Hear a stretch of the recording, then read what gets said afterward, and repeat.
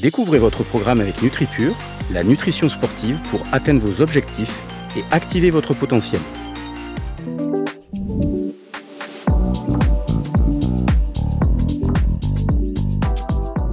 Bonjour à toutes et à tous, ravi de vous accueillir ici même en plein cœur du Creps de Toulouse pour un nouvel épisode de cette série intitulée « Du potentiel à la performance ». Ravi d'accueillir aussi nos deux experts. Bonjour Isabelle Inchospé. Bonjour Bruno. Comment ça va ? Pleine forme, comme d'hab. Fidèle parmi les fidèles. Exactement. Ravi. Bonjour Christophe Cariou. Et bonjour Bruno. On va parler de physique avec vous dans quelques instants, mais aussi, vous l'avez compris, de mental avec nos experts ici présents. Je rappelle que ce programme va mettre en lumière, accompagner, analyser la vie d'une quinzaine d'athlètes pendant plusieurs mois. Athlètes que je tiens vraiment et que nous tenons vraiment à remercier sincèrement. Ils ont joué le jeu, malgré un planning plutôt chargé. Ils ont répondu effectivement à un questionnaire qu'ils ont reçu il y a quelques temps. On va en parler justement tous ensemble. Le but, bien évidemment, de décrypter différentes étapes qui les mèneront jusqu'à la compétition et au-delà, afin de mieux comprendre leur performance. En passant de la sueur et probablement aux larmes, et nous l'espérons au rire, nous allons vivre tous ensemble le quotidien d'hommes et de femmes qui vont se battre pour réaliser leurs rêves. Les athlètes donc ont reçu le premier questionnaire que nous allons découvrir dans quelques petits instants. Ça tombe plutôt bien puisque nous avons un florilège, quelques petits extraits. Effectivement, on décrypte tout cela avec nos experts juste après ceci. On est peut-être à 3 heures par jour d'entraînement, ça dépend. Des fois je fais 1h30, 1h le matin, 1h30 le soir, des fois 1h30, enfin voilà, c'est assez varié, je dirais une moyenne de 3 heures. J'en fais environ 25, parfois 28, ça monte en fonction des musculations et des entraînements dans l'eau. On a chaque année une planification avec des temps de vacances, par exemple une semaine comme à Noël ou autre. Et chaque semaine, j'ai aussi des temps de récupération pour pouvoir faire de la balnéo, massage, sauna, bain froid, pour optimiser mes entraînements. Le matin, je mange une omelette avec 2 œufs et une tranche de jambon. Du blanc de poulet et avec un petit verre de jus de pomme, 100 g de fromage blanc avec 30 g de céréales NutriPure, un peu de miel et avec ça je suis prêt pour l'entraînement. En termes de magnésium, d'oméga 3, j'en consomme toute l'année, tous les jours. C'est pas sous forme de cure, j'en prends vraiment toute l'année. L'oméga 3, généralement, je la consomme le matin et le soir. Et le magnésium, par contre, je préfère le prendre le soir parce que j'ai déjà fait des expériences et le matin, ça a tendance à me ramollir pour les séances d'entraînement, à m'endormir un petit peu le magnésium. Donc je préfère le prendre le soir, ça me fait bien dormir. Et une nouvelle fois, un grand merci à tous ces athlètes pour ces réponses, une partie des réponses. Maintenant, nous allons assister donc au décryptage, effectivement, à commencer bien évidemment avec vous, Christophe Cariou. On va parler bien évidemment de physique, avec ces questions qui se sont affichées au fur et à mesure sur l'écran, effectivement. Combien d'heures d'entraînement chaque jour et combien de séances par semaine? Est-ce que vous pouvez un petit peu nous résumer la teneur de leurs réponses? Donc de façon générale, ce qu'on a vu, et lorsqu'on entend tous nos athlètes, on constate que systématiquement, ils accumulent un énorme volume d'entraînement hebdomadaire qui est à peu près compris entre 8 heures et 12 heures par semaine. Généralement, ils nous parlent d'entraînement quotidien, voire bi-quotidien, c'est-à-dire on s'entraîne 2 fois par jour. Je crois qu'il y en a même un qui parle de 3 entraînements dans la journée. Et la raison d'être, en fait, de ce nombre d'heures très important dans la semaine, c'est de travailler ce qu'on appelle le principe de régularité et le principe de spécificité. La régularité, vous l'avez tous compris, c'est un athlète, plus il va être régulier, plus je vais répéter systématiquement mes gestes, plus d'une part je vais encoder des choses à la fois dans mon corps et en même temps au niveau cérébral, et en même temps plus je vais faciliter l'adaptation de mon corps au fur et à mesure que les semaines passent, les mois passent, les années passent. Et c'est parce que l'athlète reste le plus régulier possible durant en fait sa préparation que son corps va lui permettre de développer des capacités de plus en plus importantes et donc d'accéder à un très haut niveau de performance.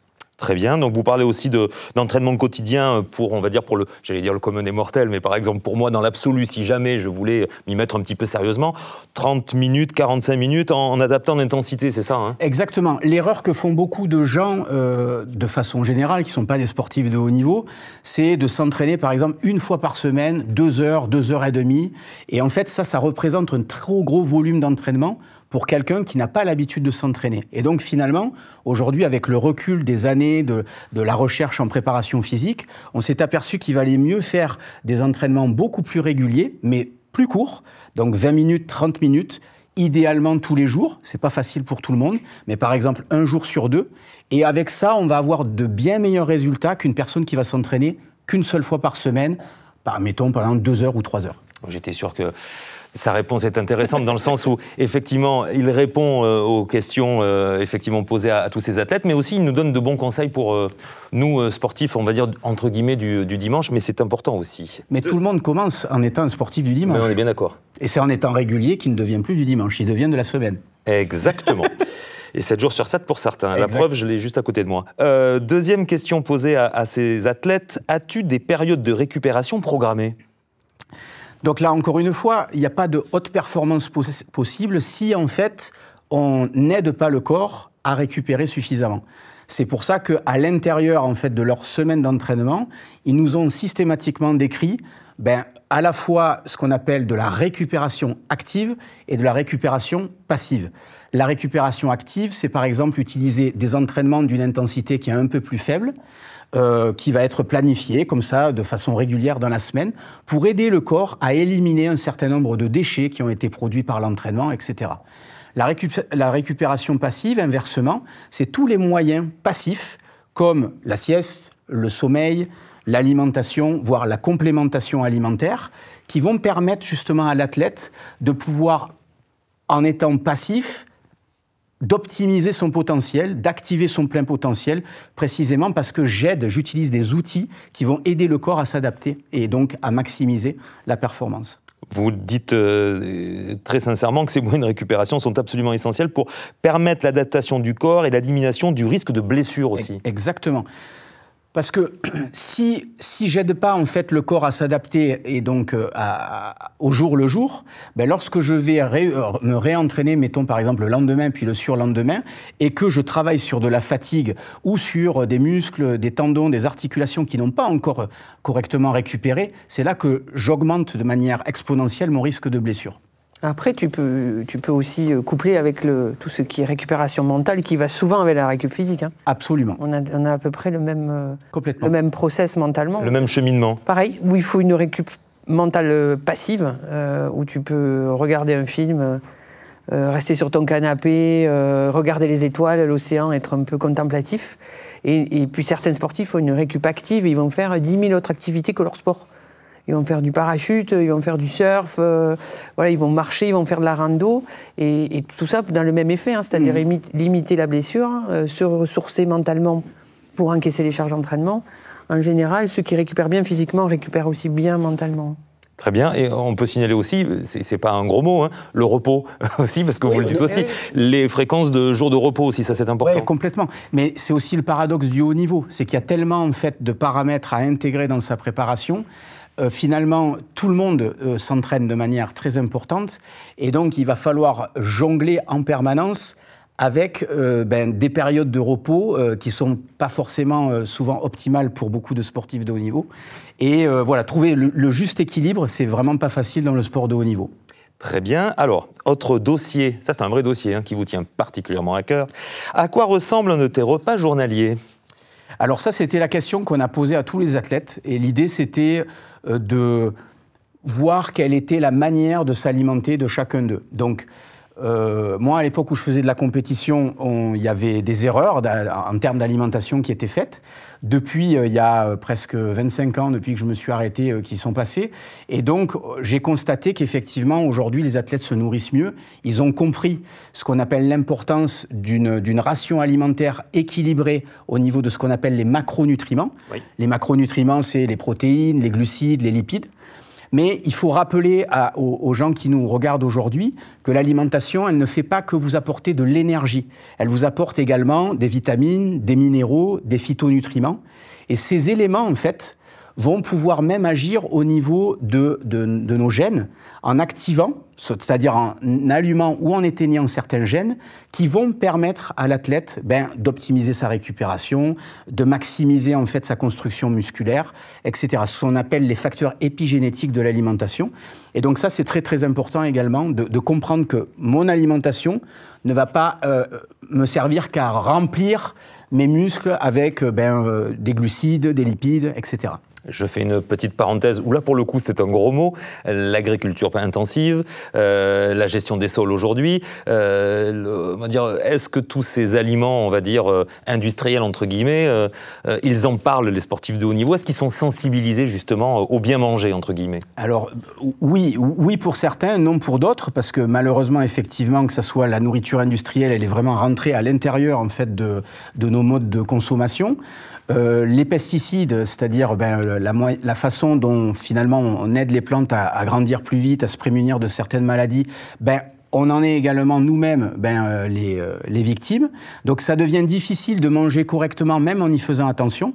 Et c'est là que va devenir éventuellement intéressant l'utilisation de certains compléments alimentaires pour pouvoir soit lutter contre certaines carences qui peuvent s'installer avec le temps, soit au contraire aider l'athlète à lui apporter par exemple un apport de protéines supplémentaires, l'aider par exemple à utiliser du collagène qu'on trouve beaucoup plus rarement dans l'alimentation moderne. Et donc en utilisant finalement des peptides de collagène, je vais faciliter la récupération des tendons, des articulations. Très bien, donc c'était un gros mot pour l'agriculture, effectivement, mais pas pour les compléments alimentaires, bien au contraire. Autre question, on est totalement raccord, et la dernière question en ce qui vous concerne pour cet épisode, combien consommes-tu de magnésium, d'oméga 3 et de protéines chaque jour? Ils ont joué le jeu là aussi. Oui, ils ont joué le jeu. Là aussi, c'était une question pour savoir déjà, est-ce que les athlètes avaient conscience de l'importance de certains nutriments, on va dire en dehors des glucides, des protéines et des lipides dont je viens de parler. Et donc, en fait, ce qui est intéressant avec ces trois molécules, magnésium, oméga 3 et protéines, c'est que c'est vraiment des molécules qui vont permettre à la fois, donc, pour le magnésium, de faciliter la récupération du système nerveux. Donc, le système nerveux, il va être impliqué aussi bien dans le fonctionnement cognitif que la contraction et le relâchement des muscles. Les oméga 3, ils vont plutôt agir sur ce qu'on appelle la régulation de l'inflammation au niveau de l'organisme. Donc ça, c'est encore une fois vital pour la régénération de l'athlète. Et l'apport de protéines, c'est entre guillemets les protéines, ce sont les briques de construction qui vont aider finalement les muscles à se régénérer. Et donc ces trois nutriments, ils sont vraiment très très importants. Et c'est vraiment quelque chose que nos athlètes doivent surveiller, mais que si vous, de l'autre côté de l'écran, vous nous écoutez, vous devez un petit peu réfléchir à ces concepts d'apport de magnésium, vérifier mes sources d'oméga 3 dans mon alimentation. Est-ce que je consomme suffisamment de protéines ? Et éventuellement, utiliser une complémentation si c'est nécessaire. Alors, on vous connaît très complémentaires tous les deux, effectivement. J'imagine que vous n'allez pas dire le contraire. Pour le mental aussi, ça ne peut faire que du bien. Oui, mais au-delà de ça, c'est surtout la démarche. C'est-à-dire quand les athlètes ou les personnes qui ne font pas du haut niveau, comme vous, par exemple, ou comme toi, on fait un peu de proximité dans le tutoiement, comme toi, c'est se poser ces questions aussi veut dire que psychologiquement, on se met dans une démarche de faire attention à soi. Alors après, il explique très très bien l'apport de certains nutriments de l'alimentation sur les muscles, le relâchement, la récupération mentale, mais déjà rien que le fait de se dire de quoi j'ai besoin pour être bien, pour moi c'est un état d'esprit qui est super important pour déjà commencer, pour un athlète de haut niveau à être dans la perf, et pour tout un chacun comme nous d'améliorer notre état. Donc moi ça commence déjà bien avant. Merci Isabelle pour cette intervention. Vous êtes totalement complémentaires tous les deux, absolument rien à dire. Nous allons évoquer maintenant le mental, ô combien important pour vous Isabelle et pour tous ces athlètes, avec effectivement on va dire un deuxième florilège d'images. Isabelle leur a posé des questions. Quelles sont-elles ces questions? On va les découvrir dans quelques instants, juste après ça, regardez. Je représente les jeux objectifs, parce que c'est vraiment, je pense, l'objectif d'une carrière, encore plus les Jeux à Paris. Notre génération a la chance d'avoir ça à domicile, donc il faut en profiter, il faut bien se préparer et être prêt à répondre présent à cet événement. Pour ces Jeux Olympiques de Paris 2024, mon objectif est de décrocher la médaille d'or. parce qu'aujourd'hui, c'est la seule médaille qui me manque à mon palmarès. Donc voilà, mentalement, ce que je vais travailler, c'est surtout l'aspect visualisation, me préparer à cet événement-là et être en capacité d'avoir un maximum de confiance. Ça fait depuis les Jeux Olympiques de Tokyo que je travaille déjà avec un préparateur mental et on travaille déjà sur ces axes-là de confiance en soi et de diminution du stress. Je vais continuer, puis je vais prolonger l'axe mental que je travaille au quotidien. Déterminé, motivé, c'est ce qui m'accompagne au quotidien. Je sais pourquoi je m'entraîne, je sais pourquoi je travaille dur, je sais pourquoi je fais tous ces efforts, que ce soit dans l'alimentation, dans l'entraînement, dans la récupération. Tout ça, c'est motivé par cette envie-là, cette envie de participer au jeu. Et donc, c'est vraiment ce qui me motive à l'heure actuelle. Du potentiel à la performance, ça continue effectivement avec cette fois-ci l'aspect du mental qui vous concerne directement, chère Isabelle Inchospé. Vous avez posé des questions à tous ces athlètes, plus d'une quinzaine d'athlètes qui ont globalement, je le disais tout à l'heure pour l'aspect physique, ils ont joué le jeu, en règle générale. Complètement, ils se sont livrés déjà sur un point qui est très important et qui en France était encore tabou, c'est dire je travaille mon mental. Ça ne fait pas si longtemps que ça qu'aujourd'hui, dans toutes les réponses, tous les athlètes ont dit « je travaille le mental ». Alors, en préparation mentale, n'importe quelle façon, ils ont trouvé quelqu'un pour travailler avec eux là-dessus, ce qui est quand même aujourd'hui bien. Et c'est encore mieux parce qu'ils arrivent à le dire sans avoir honte. C'est un gros progrès dans mon domaine parce que jusqu'à présent, le mental, si on le travaille, c'est qu'on est fou ou qu'on ne va pas bien. Voilà. Donc, il y a encore des préjugés et des idées reçues. Alors, ce qui est très rigolo, c'est que c'est plutôt côté des entraîneurs que côté des athlètes. Parce que les athlètes, eux, ils sont centrés sur ce qui leur demande un effort, ils ont besoin de ressources, etc. Donc, ils vont y chercher tout ce qui peut leur permettre d'être bons, en fait. L'entraîneur, lui, il va chercher souvent, alors je ne vais pas me faire que des amis, à avoir du pouvoir. Et ça ne va pas souvent avec, parce que le fait de ne pas travailler le mental eux-mêmes peut faire penser qu'ils perdent un peu de pouvoir sur l'athlète, ce qui est faux. En fait, ça ne fait que renforcer la relation parce que l'athlète va être hyper bon, hyper prêt. Et donc l'entraîneur va être encore mieux pour amener ce qu'il a amené pour aller vers une performance, quoi. Et grâce à votre talent, effectivement, votre expertise, votre analyse et surtout, on va dire, le décryptage de tous ces commentaires, et ils se sont vraiment mis à nu quelque part, parce que là, c'est le mental qui parle. Hein. On l'a découvert déjà avec pas mal de vidéos, et en l'occurrence avec ces fameuses questions. Juste avant, on entend parler de préparation mentale. Alors, vous vouliez effectivement décrypter, et j'ai envie de vous demander, qu'est-ce que la préparation mentale à la base, et la différence, moi je joue le candide, hein, mais de la complémentarité avec la préparation psychologique. C'est quoi la différence ? C'est une super question, parce qu'aujourd'hui tout est mis un peu dans le même chapeau, en fait. Et c'est deux axes de travail différents avec deux personnes différentes. C'est-à-dire un préparateur mental va donner des outils du style de la relaxation, de la PNL, c'est la programmation neurolinguistique, de la sophrologie, et n'est pas obligé d'être psychologue de formation. Et la formation de psychologie va servir à faire la préparation psychologique qui permet de comprendre comment l'athlète et pourquoi l'athlète est là. Donc tous les affects qu'il met dans une performance, dans une vie d'athlète. Je crois que Christophe pourrait en parler parce que sa vie est aussi liée, sa vie d'athlète est liée à sa vie personnelle et à son affect. Et le psychologue va aider à tout utiliser de manière à ce que tout ça soit une force pour performer le jour J. Parfait, c'est une très bonne réponse. Vous vouliez peut-être réagir, Christophe ? Non, deux points qui sont importants, c'est que par rapport à ce que vient de dire Isabelle, effectivement, moi, à mon époque, tout ce qui était relié au mental était extrêmement tabou. C'est-à-dire, moi, ma maman était psychiatre, donc dès que je commençais à évoquer le fait que potentiellement je discutais avec quelqu'un de mes névroses ou mes problématiques... Vos états d'âme. Mes états d'âme, exactement. Potentiellement, c'était très très mal vu à l'époque dans le sport de haut niveau, parce que si j'avais des états d'âme, c'est que je n'étais pas aussi performant. Ou aussi compétitif que ce qu'on avait l'impression que je laisse voir, quoi. Voilà. Donc c'était ça. Très bien. Le temps long ou moyennement long, ça c'est quelque chose d'important aussi, hein, vous vouliez en parler. Oui, parce que ce n'est pas des recettes magiques comme la nutrition, comme la prépa physique, comme la prise de compléments alimentaires. Ce n'est pas quelque chose où on le fait une séance et hop, je vais être champion olympique parce que j'ai vu quelqu'un qui m'a permis de... Voilà, c'est du travail de temps long, comme on travaille un muscle de la cuisse ou des bras, on va travailler le muscle qui est le cerveau, et ça prend du temps parce qu'il faut lui donner toutes les armes possibles. Et alors, dans une vie d'athlète, c'est un être humain, donc il se passe des dizaines et des dizaines de choses par jour, et il faut tout mettre de côté ou tout mettre à sa place de manière à pouvoir se libérer le jour d'une séance d'entraînement, de la récup ou même d'une compétition. Et donc ça prend du temps et on ne l'apprend pas, même en 1 an, c'est très très court, quoi. Voilà, donc il faut du temps, et plus on le fait tôt, plus l'athlète a de bons réflexes et plus après ça va aller vite.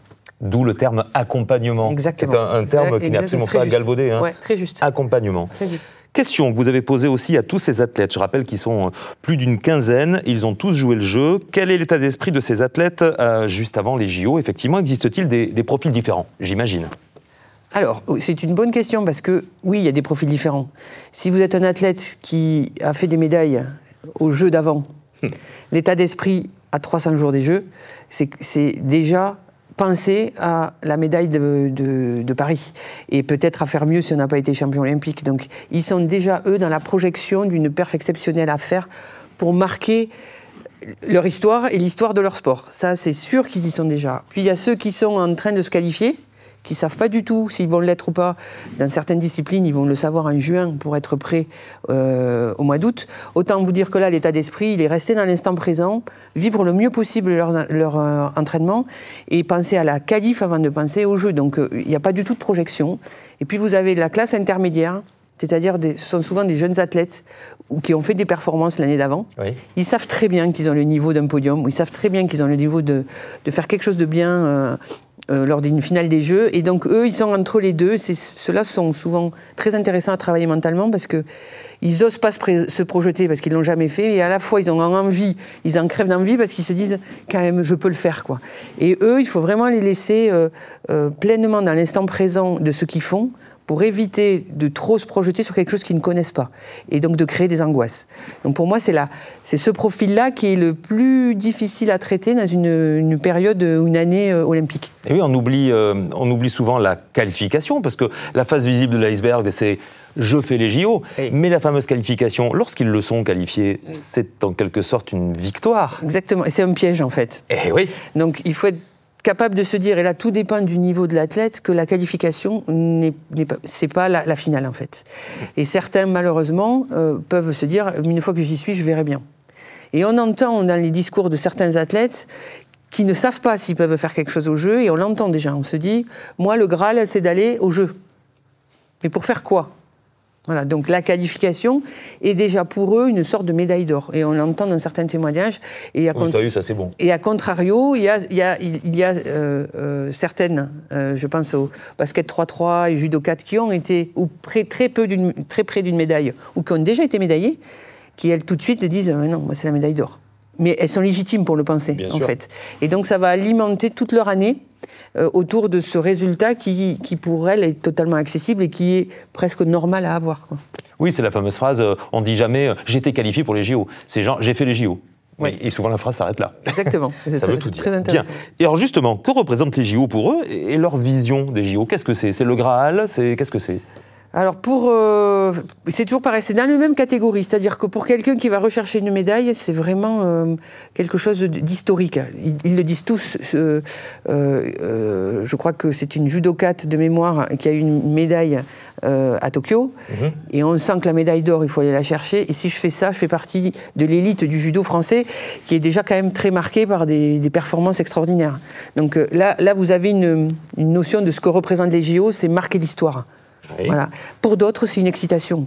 C'est-à-dire le fait d'y aller, et certains témoignages le disent, on sent que ces athlètes sont déjà excités à l'idée d'aller au village olympique, de faire une cérémonie, de défiler, de se retrouver en finale des Jeux. Il y a une athlète qui dit, si je suis en finale des Jeux, c'est top, quoi. Donc, parce que la concurrence est énorme et que c'est sûrement une très belle perf d'être en finale des Jeux. Donc il y a une notion de les JO, c'est de pouvoir vivre une émotion devant un stade énorme avec des concurrents énormes, c'est de cet ordre-là. Et puis il y a toujours cette catégorie intermédiaire où là c'est entre les Jeux représentent le début d'une belle histoire ou peut-être celle qui commencera jamais. Parce que si tu te plantes, On ne va plus penser à toi. Et, ou alors il va falloir recommencer 4 ans et il faut avoir la force de recommencer 4 ans pour une épreuve. Donc, aussi la médiatisation aussi de certains sports qui ne le sont pas. Exactement. Et qui vont l'être énormément. Et qui vont l'être énormément, c'est le jour pour briller, mais encore la médiatisation vient quand même en second plan. Parce que tous ces athlètes, si vous écoutez bien ce qu'ils disent, ils parlent d'eux. La première chose qui compte, c'est eux, et ils ont bien raison. Ils sont centrés sur eux, ils sont égocentrés dans le bon sens du terme, c'est-à-dire ils pensent à ce dont ils ont besoin, à ce qu'ils ont envie de vivre, et ce qu'ils sont capables de faire. Même s'ils ne le disent pas pour certains clairement, on sent quand même qu'il y a ceux qui vont pour la gagne, il y a ceux qui vont pour vivre quelque chose, il y a ceux qui vont pour découvrir, il y a ceux qui vont vivre un rêve, et tout ça, c'est autour de leur vie. Tout ce qui est extérieur, on s'en empare, hein. Ils nous laissent l'emparer, hein, les journalistes prennent. Mais pour eux, le principal, c'est quand même ce qu'ils vont vivre eux. Rassurez-moi Isabelle, les JO représentent quand même aussi une sorte d'aboutissement de toutes ces années d'efforts, de travail. Pas tant que ça ? Non, mais je ne sais pas si je vais te rassurer parce que je ne suis pas sûre que ça soit... Tiens donc. C'est pas un aboutissement. Alors, si tu arrives à une fin de carrière, je peux dire oui, mais... Je finis en beauté. Je finis en beauté, mais la beauté, ça sera avec une médaille. En général, les athlètes qui disent ça, et on l'entend un peu aussi dans certains témoignages là, qui sont passés, c'est que oui, peut-être que c'est un aboutissement les Jeux de Paris, parce que c'est à Paris, je suis français, et parce que j'ai déjà eu des médailles, et donc ça serait vraiment quelque chose d'extraordinaire d'arrêter à ce niveau-là. Et puis certains, non. C'est un passage, c'est un rêve, c'est quelque chose qu'on va vivre, c'est une fête extraordinaire, c'est un moyen pour moi de commencer à vivre un truc fantastique, mais en aucun cas, tu n'entends que c'est l'aboutissement de quelque chose. Tu l'entends pas. Tiens, donc ça, c'est très intéressant. En tout cas, ils sont bien obligés de se projeter avec cette échéance-là. Oui. Rassurez-moi, là aussi, ils y pensent quand même tous les jours. Et certains oui, certains non. Tiens donc. Ceux qui sont déjà pas qualifiés pensent déjà à leur qualif. Donc, ils sont déjà pas sur l'étape d'après, on va dire. Certains te le disent oui, j'y pense parce que je suis né pour ça. Oui, j'y pense parce que j'ai quelque chose à jouer. Et puis il y a certains qui préfèrent ne pas y penser. Ils le formulent comme ça en fait. Oui, il y a un témoignage où il dit, moi je vis le jour à jour, quoi. C'est-à-dire que je vis ce qui se passe là. Et puis un jour il va se retrouver en finale des Jeux, et puis il vivra la finale des Jeux. Voilà.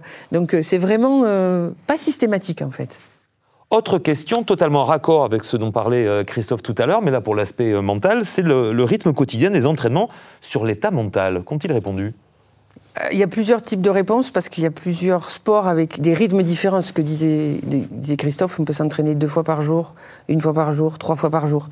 Donc il y a des périodes aussi de préparation foncière, d'avant-compétition, d'après-compétition. Donc c'est extrêmement complexe en fait. Donc mentalement, le rythme, il faut vraiment écouter, pour le coup, son corps. Écoutez ce que le corps vous enseigne, vous donne comme information de vous, de manière à ce que tu évites déjà quelque chose qui est terrible, c'est la blessure. Parce qu'on en a un peu parlé, Christophe l'a un petit peu évoqué, mais la blessure, elle est à 90% mentale. Parce que ça craque dans la tête, parce que le corps ne suit plus, parce qu'on n'arrive plus à comprendre ce qui se passe, ça donne plus de sens, parce que la fatigue physique est telle que mentalement, on n'arrive plus à passer au-dessus.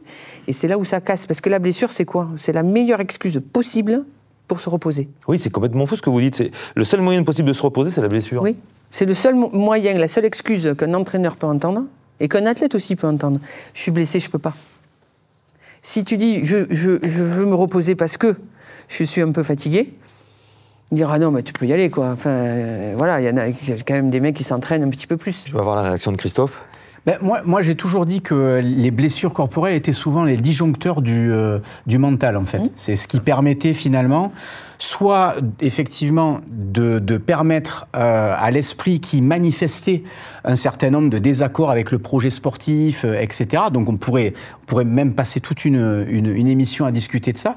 Mais quand il commence à y avoir un désalignement entre le projet sportif, l'envie de faire certaines choses, les peurs éventuellement qui sont associées à ce projet sportif, est-ce que j'ai pas été trop ambitieux ? Est-ce que j'ai pas manifesté trop d'ambition auprès de mes proches ? Finalement, effectivement, le seul disjoncteur possible, acceptable dans notre société, c'est la blessure. Parce que finalement, la blessure, elle est tellement multifactorielle qu'elle peut venir de plein de choses.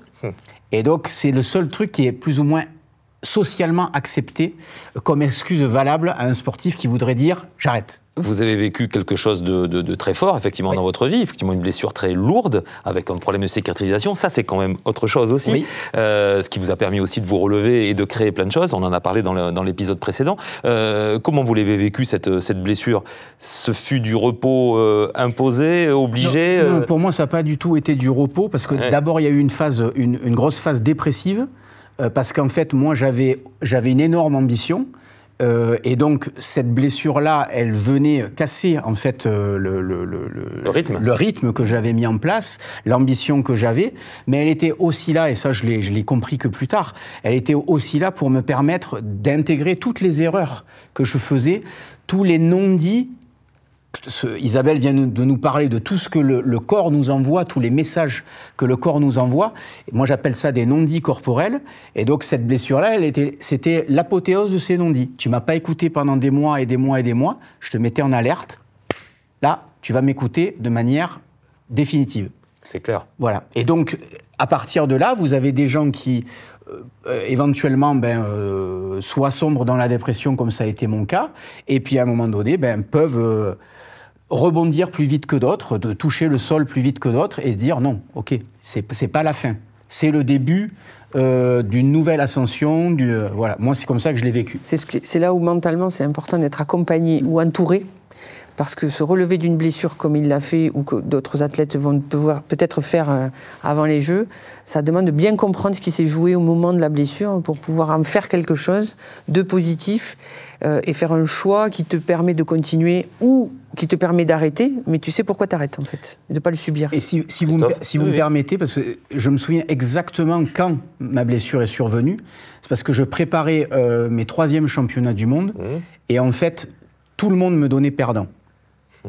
Et donc, j'avais peur, en fait, de perdre mon titre. Et c'était à l'époque, en plus. Et c'était à l'époque. Ouais. Et donc, j'étais déjà 3 fois champion du monde. On attendait éventuellement que, potentiellement, je redevienne 4 fois champion du monde. Et ma plus grande inquiétude, c'était de perdre. Et donc, c'était un truc qui me poursuivait au jour le jour. Et donc, la blessure, finalement, a été la seule autorisation. Alors, je ne me suis pas fait une rupture totale parce que j'avais envie de me faire une rupture totale. Hein. On ne se lève pas le matin en se disant, tiens, si je pouvais tout me péter. De rupture totale du mollet, pour une fois. Exactement. Mais en attendant, c'était un super alibi parce que, du coup, j'ai dû, j'avais un super prétexte pour prendre du recul. Et 2, encore une fois, remettre en question, réfléchir à la manière dont j'appréhendais la performance, mon parcours sportif, mon parcours de vie, etc. Et vous ne connaissez pas Isabelle à l'époque? Et je ne connaissais pas du tout Isabelle. Et bien voilà. Il y est quand même arrivé, c'est ça qui est bien. Oui, la preuve, il est là et debout, et ô combien vivant, de surcroît. Juste pour terminer, juste une petite question rapide justement sur ces fameuses blessures. Est-ce qu'ils en parlent dans les témoignages vidéo, le mot blessure? Est-ce qu'ils en parlent? Sur ces témoignages-là, à moins de 300, non. Et heureusement, parce que ça veut dire que déjà, peut-être, ils sont bien alignés avec ce qu'ils font à ce moment-là, de leur début de préparation ou de qualification, et on ne sent pas d'inquiétude sur qu'est-ce que je fous là, pourquoi je le fais, est-ce que j'ai de la pression, etc. Même les athlètes qui ont eu des médailles ou qui étaient à 2 doigts d'en avoir à Tokyo, on n'entend pas dans leur réponse la moindre inquiétude à ce sujet. Donc, ce qui est très bon signe sur leur début de préparation. Maintenant, on va suivre jusqu'au jeu comment ça va se passer, parce qu'il y a plein d'événements qui vont arriver, des compétitions intermédiaires, des qualifications pour certains, et puis l'événement approchant, ça a des émotions qui vont quand même arriver. Voir comment ça va se gérer, ça va être intéressant à suivre. Quel bel enchaînement pour donner envie à nos chères téléspectatrices et téléspectateurs de nous suivre, bien évidemment, pour un nouvel épisode. Ce sera le J-200, bien évidemment. Merci infiniment, Isabelle. C'était bien. Merci Christophe, merci aux équipes techniques ici présentes et un grand merci aussi aux Krebs de Toulouse que l'on remercie pour leur magnifique accueil. Alors moi je ne connaissais pas trop la muscu, ça y est, grand professionnel. Là on était dans une salle d'haltérophilie, c'est ça? C'est ça, exactement. Vous confirmez, hein? Exact. C'est particulier, hein? Absolument. Vous êtes dans un poisson dans l'eau, comme un poisson dans l'eau. Exactement, plein de poids partout. Le dire. Merci infiniment. Merci pour tous ces éclairages. Prochain rendez-vous, l'épisode J-200, donc vous l'avez compris, avec de nouveaux décryptages. Merci infiniment, prenez soin de vous et de vos proches. Salut. Au revoir. Au revoir.